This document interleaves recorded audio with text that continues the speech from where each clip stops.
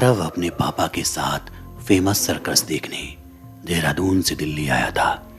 ये सर्कस साल में केवल एक ही बार लगता था, लिहाजा आरव और उसके पापा एक दिन पहले ही दिल्ली पहुंच गए। जहां सर्कस होना था उन्हीं का एक होटल भी था, जिसे उन दोनों ने बुक कर लिया। होटल में करीब 3 घंटे आराम के बाद वो दिल्ली घूमने निकल पड़े। देर शाम करीब 6 बजे के आसपास वो दोबारा उसी होटल में लौटे, मगर जैसे ही वो अपने रूम में दाखिल हुए वहां का मंजर देख चौंक गए।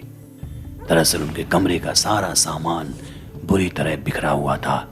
बिस्तर उल्टा पड़ा था और टीवी का शीशा टूटकर चकनाचूर हो गया था। आरव और उसके पापा ये मंजर देख बुरी तरह घबरा गए। वो कमरे से बाहर आए और उन्होंने फौरन हाउसकीपर को बुलाया, मगर जैसे ही हाउसकीपर कमरे के अंदर दाखिल हुआ वहां सब कुछ सही हो गया था। बिस्तर अपनी जगह था, टीवी का शीशा सही सलामत था और बाकी सब कुछ नॉर्मल। तभी आरव की नजर कमरे की बालकनी पर पड़ी, जहां उसने देखा कि एक औरत वहां से मुस्कुराती हुई नीचे कूद गई। वो फौरन घबराकर बालकनी की तरफ भागा, मगर वहां कुछ भी नहीं था।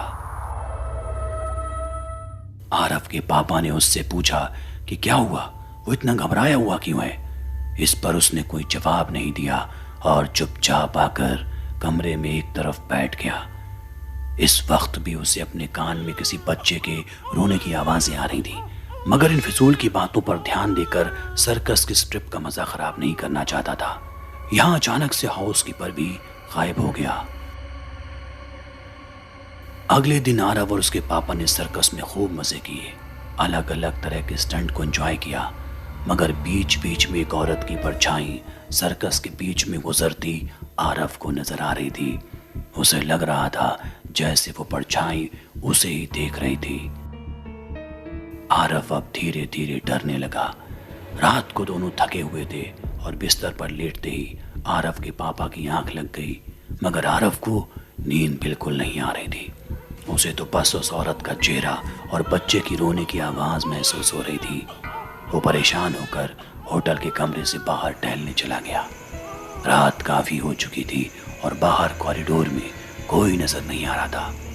तभी आरव को महसूस हुआ कि कॉरिडोर के कोने में एक अजीब सी दिखने वाली औरत एक दीवार के आर पार होकर सबके कमरे में झांक रही है।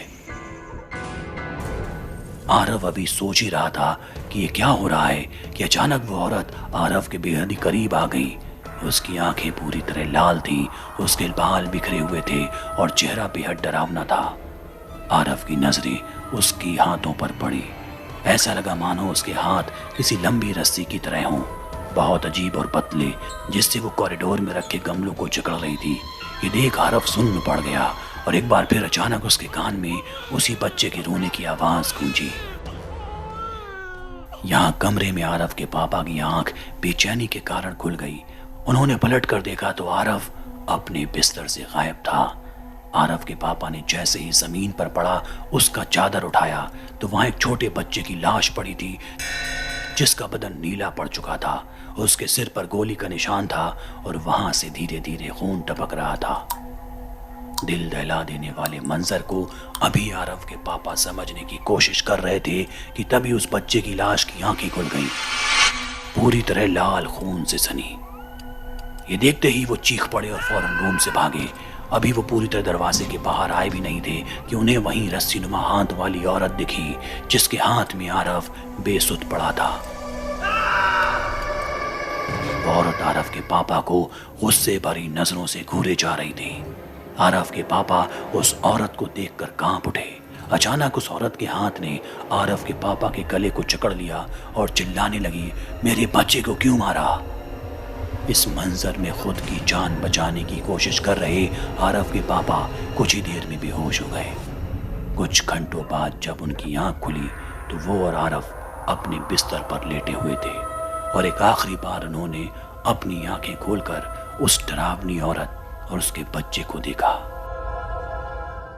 अगली सुबह उन्होंने सारा वाकया होटल स्टाफ को बताया, जिस पर उन्हें पता चला कि दरअसल ये सर्कस हॉन्टेड है। कुछ सालों पहले इसके एक रूम में सर्कस में काम करने वाली एक माँ और बेटे की कुछ लोगों ने हत्या कर दी थी। उस दिन से वो औरत हर किसी को अपना और अपने बच्चों का कातिल समझती है और अक्सर लोगों को डराती है।